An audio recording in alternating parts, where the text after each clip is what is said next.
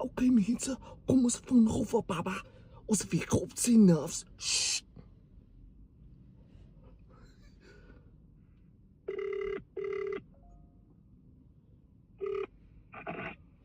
Hallo. Babiekie, luister gou hier. Luister gou hier. Ek ben net nou nie. Die polisie volg my.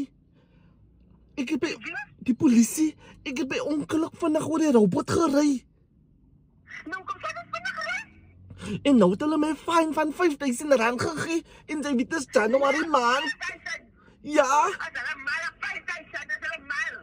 ja, nou volg hulle my. Hulle volg my huis toe. Ek het vir hulle gesê my man het geval oor die bom en nou kry hy 'n seizure, 'n fit. So sê my uit asseblief. Asseblief my babietjie, jy moet my uit help. Hulle volg my. Ek is net 'n minuut weg van die huis af. Hulle is agter my. Okay, moet nou nie van die ander keer weer nog afsaai. Ek gaan buite met die ander pryse van my hier. Okay, bye. Bye. Op hulle gesê is my babietjie. Hulle dink hulle gaan van my vat. Die polisie is regtig mal.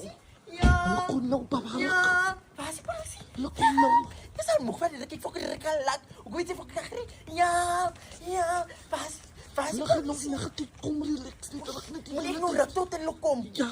Ken ek is al moeg ruk maar ek het vir jou fokker gesê ry vinnig nou. Moet ek kan nie fokker boem Jy lê. moet nie worry, die geld gaan jou nie. Sy gaan aan julle fokker R5,000 van my gee. Ja. Nou vat hulle so lank, ek gesê hulle is agter jou. Hulle sê kom weg ry. Hulle glo seker my storie.